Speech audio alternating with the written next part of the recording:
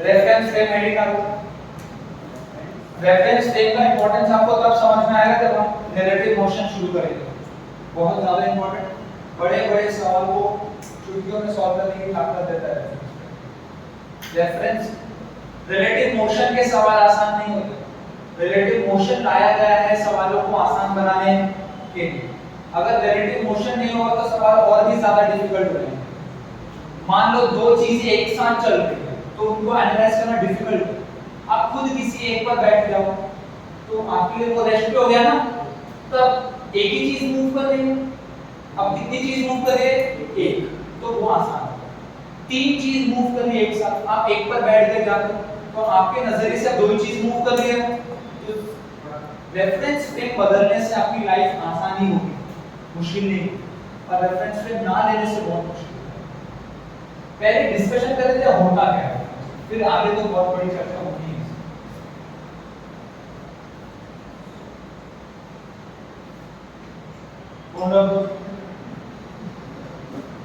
Reference frame, चलो देखो यहाँ देखो, इसका बेसिक डेफिनेशन ये है, रेफरेंस फ्रेम वो जगह है जहां से बैठकर आप ऑब्जर्व करने वाले हो। A place where you sit and observe the scenario और थिंग्स, वो आपका रेफरेंस फ्रेम। यूजुअली हम ग्राउंड फ्रेम से दुनिया को देखते हैं। ग्राउंड फ्रेम मतलब रेस्ट पे। क्या ग्राउंड रेस्ट पे? ग्राउंड खुद में अगर यूनिवर्स में देखो तो रेस्ट पे नहीं है, बट इस अर्थ के लिए तो रेस्ट पे ही है, क्योंकि इसके रिलेटिव पे सब चीजें हो रही हैं, समझे? तो हमारा जो यूजुअल फ्रेम ऑफ रेफरेंस जो ग्राउंड फ्रेम होता है वो मानी बात है, उसको लिखना नहीं पड़ता। पर जब आप ग्राउंड फ्रेम को छोड़ के किसी और फ्रेम में चले जाते हो तब आपको लिखना पड़ता है कि मैं इस फ्रेम ऑफ रेफरेंस हूं, मैं इसके नजरिए से देख रहा हूं, समझे? आपको एक छोटा सा एग्जांपल देता हूं। मेरी को राउंड में मान लो यहाँ पे ए है, यहाँ पे बी है और यहाँ पे सी नीचे। क्या सी के नजरिए में ए और बी दोनों गोल घूम रहे हैं? क्या ए के नजरिए में बी गोल घूम रहा है? नहीं। ए के लिए बी रेस्ट पे है और बी के लिए ए रेस्ट पे है। बहुत ज्यादा फर्क पड़ जाएगा वो कौन सा फ्रेम लेगा, उस इक्वेशंस पूरी चेंज हो जाएगी। ठीक है, तो फ्रेम ऑफ रेफरेंस बहुत इंपॉर्टेंट चीज है। बेसिक डिस्कशन से आगे बढ़ते हैं, ज्यादा हेवी नहीं लेंगे सब। रेफरेंस फ्रेम मतलब ऐसी जगह जहां पर बैठकर आप चीजों को ऑब्जर्व करने जा रहे हैं। रेफरेंस फ्रेम मतलब ऐसी जगह जहां पर आप बैठकर चीजों को ऑब्जर्व करने जा रहे हैं। A place where we sit and observe, where we sit and लिखने का टाइम होगा 1 मिनट का। मैं बोलता हूं VAB is equal to VA minus VB। अभी मैं समझाऊंगा। इसको पढ़ने का तरीका होता है velocity of A with respect to B, velocity of A with respect to B। B के नजरिए में A की क्या रफ्तार है? B को A कितने तेजी से जाता हुआ दिख रहा है, ये मेरा सवाल है। B ग्राउंड फ्रेम में कितने तेज है, ये सवाल मेरा नहीं। मेरा सवाल ये है कि वेलोसिटी, इसको पढ़ते कैसे हैं? Velocity of A with respect to B, velocity of A with respect to B, इसको ये पढ़ने का तरीका है। Velocity of A with respect to B is always velocity of A minus velocity of B। कुछ नहीं लिखा है मतलब ग्राउंड फ्रेम अपने आप आ गया। कुछ नहीं लिखा है मतलब कौन सा फ्रेम? Ground frame. एक्चुअल में होता है velocity of A with respect to B is velocity of A with respect to ground minus velocity of B with respect to, क्योंकि ग्राउंड तो यूनिवर्सल फ्रेम है, वो तो मुझे पता है, इसलिए उसको लिखने की कोई जरूरत। लेकिन जरूरी नहीं है कि हर बार आप ग्राउंड फ्रेम से ही वेलोसिटी नाप के उसको सबट्रैक्ट करो। कोई मान लो सी के रेफरेंस में देख लो तो ये भी अलग होगा। कोई एक दूसरा सी ऑब्जेक्ट भी है जो खुद भी मूव कर रहा है और आप सी पर बैठ गए और आप ए और बी को देख रहे हो। बस शर्त इतनी है कि ये जो दो वेलोसिटीज हैं वो दोनों एक ही फ्रेम ऑफ रेफरेंस की होनी चाहिए। ऐसा नहीं है कि सी पे बैठकर ए को देखा और ग्राउंड पे बैठकर बी को देखा और सबट्रैक्ट करके बी ए बी आ गया, ऐसा नहीं होगा। या तो दोनों को ग्राउंड पर बैठ के देखो चलेगा, दोनों को सी पर बैठ के देखो तो भी चलेगा। दोनों को देखते वक्त रेफरेंस फ्रेम सेम होना चाहिए। जो मैं बोल रहा हूं अभी मैं एक सवाल कर रहा हूं उससे बहुत क्लियर हो जाएगा। मान लो ट्रेन है,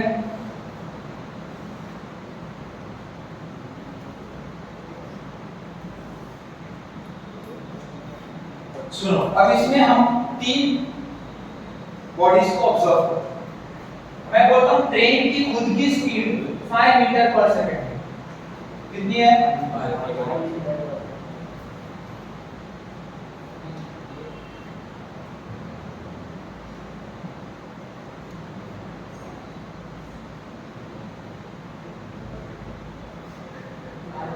ये A है और ये B है और बीच में B कोई है। ये D है, ग्राउंड पे एक C है, ग्राउंड पे देखो अब जो C है, ध्यान सुनो, आपका जो ट्रेन है, ट्रेन खुद 5 मीटर पर सेकंड की रफ्तार से आगे बढ़ रहा है, C उसके पीछे दौड़ रहा है 2 मीटर पर सेकंड। C कितने पीछे से कितने स्पीड में आ रहा है? 2 मीटर पर सेकंड। A और B ट्रेन पे बैठे हुए हैं और जो D है वो मान लो दो सीट के बीच में जगह होती है, हाँ, वहां पर चल रहा है 1 मीटर आपको ये समझना पड़ेगा कि ये 1 metre per second with respect to train है। ये ट्रेन के अंदर 1 मीटर पर सेकंड से चल रहा है, ग्राउंड से देखूंगा तो 1 नहीं 6 से चल रहा है। ग्राउंड से ये कितने पे चल रहा है? 6। तो ये 1 मीटर पर सेकंड किसके रिस्पेक्ट में है? ट्रेन। ये बहुत इंपॉर्टेंट चीज है। 1 मीटर पर सेकंड किसके रिस्पेक्ट में है? ट्रेन। दो ही चीज निकालना है, पूछा find the velocity of B with respect to C and find the velocity of B with respect to C। ये C है, ये A B D है। A और B ट्रेन में बैठे हुए हैं, ट्रेन खुद 5 मीटर पर सेकंड से चल रहा है, C पीछे से भागता हुआ आ रहा है 2 मीटर पर सेकंड और ट्रेन के अंदर D 1 मीटर पर सेकंड से चल रहा है। मुझे बताओ C को velocity of B with respect to C पूछना है, मतलब C को B कितनी तेजी से दूर जाता हुआ दिख रहा है, velocity of B with respect to C। आप C मत करो, ठीक है, कितना आंसर आ रहा है देखते हैं। तो देखना पड़ेगा बैक पेपर दूसरा, ये तो आसान है, दिख भी रहा हूं। मेरे को क्या चाहिए? Velocity of B with respect to C। Simple, मैंने अभी देखा कि velocity of B with respect to C is nothing but velocity of B minus velocity of C। Velocity of B minus velocity of C। अगर कुछ नहीं लिखा तो क्या ग्राउंड फ्रेम मान लूं? कुछ नहीं लिखा तो क्या मान लूं? Ground frame. अब B देखो ग्राउंड में कितने तेजी से चल रहा है? 5 से चल रहा है। B ग्राउंड में कितने से चल रहा है? 5। C ग्राउंड पे कितने से चल रहा है? 2। तो आंसर क्या है? 3 मीटर। क्लियर? अब देखो velocity of D with respect to C निकालो। C के नजरिए में D कितना तेज चल रहा है? 4 मीटर। अगर मैं ध्यान से देखो, अगर मैं simply V of D with respect to C को VD माइनस VC लिख दूं और मैं ये लिख दूं कि VD इज 1 और VC इज 2, क्या ये सही है? ये सही, क्योंकि मैं जो D का वेलोसिटी देख रहा हूं किसके रिस्पेक्ट में देख रहा हूं? ट्रेन। और C का किसके रिस्पेक्ट में देख रहा हूं? ग्राउंड। ये अलाउड नहीं। मैंने बोला ये दोनों सेम फ्रेम में होने चाहिए। या तो दोनों को ट्रेन से देखो या तो दोनों को ग्राउंड से देखो, उसमें कोई दिक्कत नहीं। एक को ट्रेन से देखो और दूसरे को ग्राउंड से देखो, उनको ऐड सब्ट्रैक्ट नहीं कर सकते, तो गलत। तो चलो ठीक, तो मैं बोलता हूं कि ट्रेन के रिस्पेक्ट में देख लेते हैं। तो भी सेम आंसर आना चाहिए ना। ग्राउंड के रिस्पेक्ट में तो इजी है, ग्राउंड में डी कितना चल रहा है 6 चल रहा है, ग्राउंड में डी कितना चल रहा है 6 और सी कितना चल रहा है ग्राउंड में 2, 6 - 2 4। देखते हैं ट्रेन के रिस्पेक्ट में आता है नहीं, दोनों को किसके रिस्पेक्ट में देख लो। डी ट्रेन के हिसाब से कितने में चल रहा है 1 metre per second minus velocity of C with respect to train 7 है। ये निकालना है, ये निकालना है डायरेक्टली गिवन नहीं। देखो लॉजिकली तो आप डायरेक्टली बोल सकते हो, मैथमेटिकली देखते हैं आता है कि नहीं आता। चलो ये निकालते हैं। तो velocity of c with respect to train is velocity of c minus velocity of train. Ground frame में लिया है दोनों को। Velocity of c with respect to ground कितना है 2, वेलोसिटी ऑफ ट्रेन कितना है 5। और क्या दोनों ऑपोजिट डायरेक्शन में, इस डायरेक्शन को पॉजिटिव मान लो, इस डायरेक्शन को नेगेटिव, तो ये -2 आएगा। नहीं दोनों पॉजिटिव है, दोनों पॉजिटिव है ना, दोनों एक ही तरफ चल रहे हैं। तो 2 - 5 आंसर क्या आया माइनस बताता है कि ट्रेन के नजरिए में c इस तरफ जा रहा है। ध्यान से सुनना, यहां सुनो मैं क्या बोल रहा हूं। ये क्या है velocity of c with respect to train. यहां सुनो मेरे कंसंट्रेशन देखते हैं, जो velocity of c with respect to train -3 metre per second, मतलब आप बैठे किस पे हो ट्रेन पे और देख किसको रहे हो c को। जब मैं ट्रेन पे बैठ के c को देख रहा हूं तो एक्चुअली में c पीछे जाता हुआ दिख रहा है।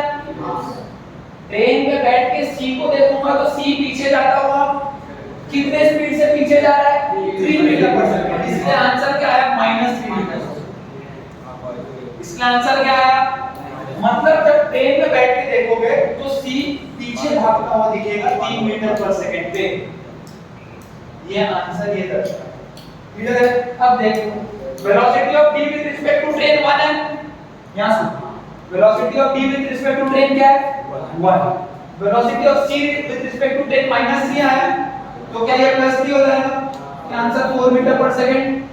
क्या पहले भी यही आ रहा था, क्या दोनों को ट्रेन में माना तो भी यही आया।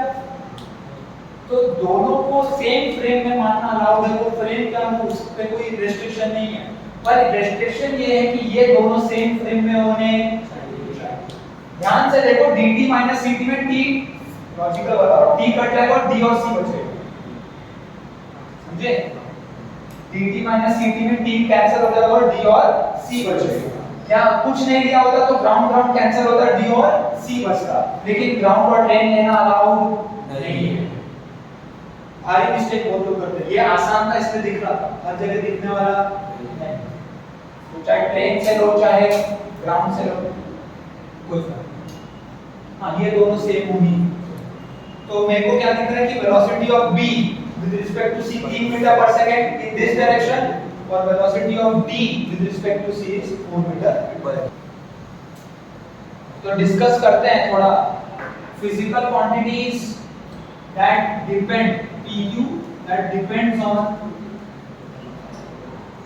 reference frame and physical quantities that do not depend on reference frame। चलो मैं बोलते रहता हूँ एक एक थोड़ा सा लॉजिक लगा के बताओ। क्या अलग अलग रेफरेंस फ्रेम में वो फिजिकल क्वांटिटी की अलग अलग वैल्यू आएगी या कहीं से भी देखो सेम आएगी, यही बताना है। डिपेंड ऑन रेफरेंस फ्रेम और do not depend on reference frame. पहला distance travelled by a particle, distance travelled by a क्या अलग अलग रेफरेंस फ्रेम में देखने से किसी के पार्टिकल का डिस्टेंस चेंज हो सकता है।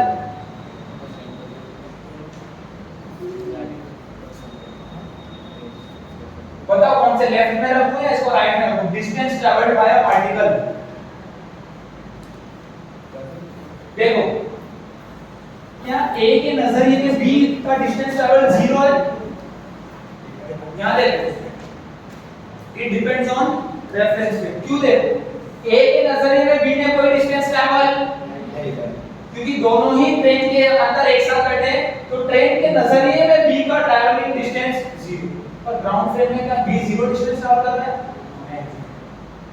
जा रहा है ना आगे, तो सी से तो दूर ही जा रहा है, तो क्या अलग अलग रेफरेंस फ्रेम पे डिस्टेंस ट्रैवल अलग अलग, मतलब it does depend on the reference frame. तो आप कौन से रेफरेंस फ्रेम पे बैठ के देख रहे हो उस पे डिपेंड करता है कि आपने कितना डिस्टेंस ट्रैवल किया। तो क्या आएगा, डिस्टेंस ट्रैवल्ड बाय मास।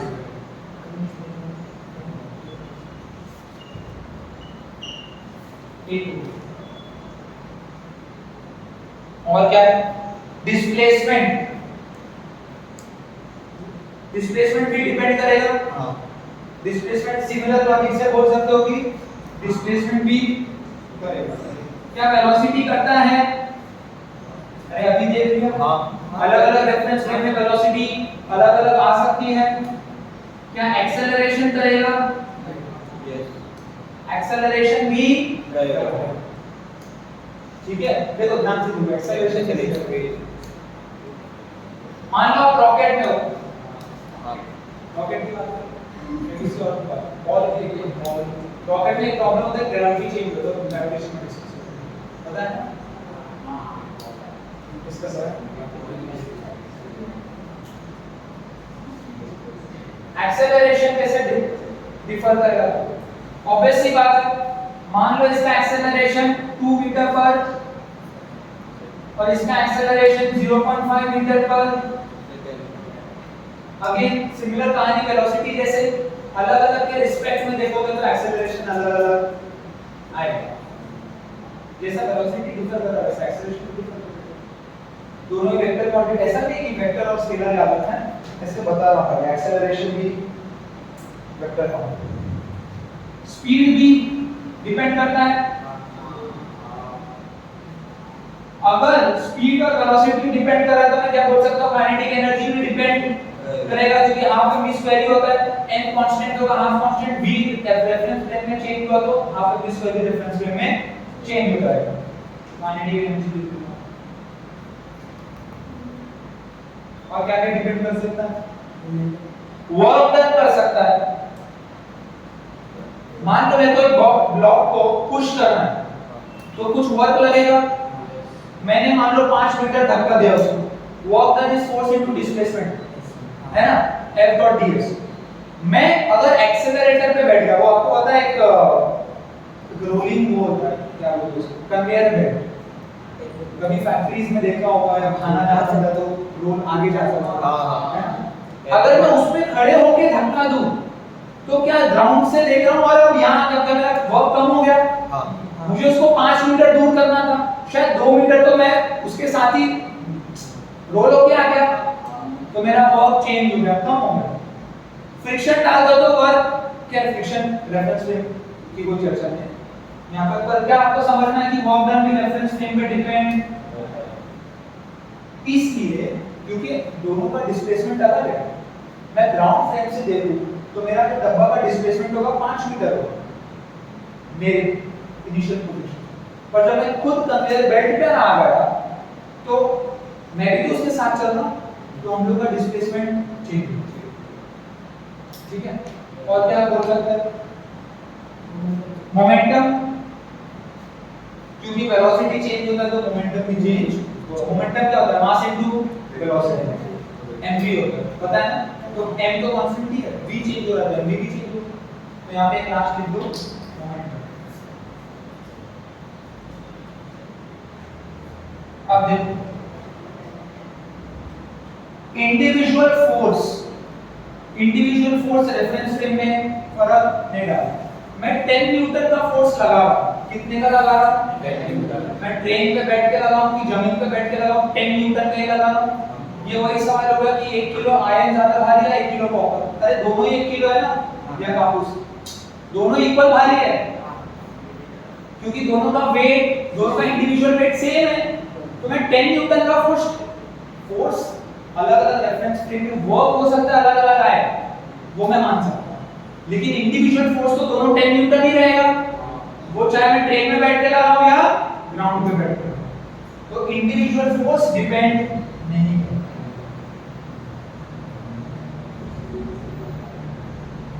और distance between two particle, distance between two particle देखो, मान लो इनके बीच की दूरी 2 मीटर है मान लो, इनके बीच की दूरी क्या है 2 मीटर। मैं ग्राउंड पे भी देख रहा हूं तो दोनों साथ साथ चल रहे हैं, हाँ तो दोनों का डिस्टेंस अभी भी 2 मीटर।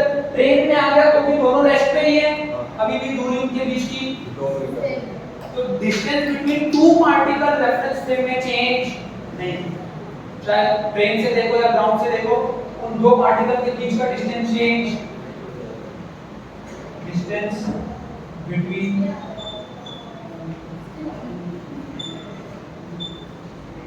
Two particles. और एक आखिरी है टाइम। टाइम रेफरेंस फ्रेम में चेंज होने वाला नहीं, टाइम एक यूनिवर्सल क्लॉक मानते हैं हम, पूरी दुनिया के लिए सेम। तो ये आपको पता होना चाहिए, इसको नोट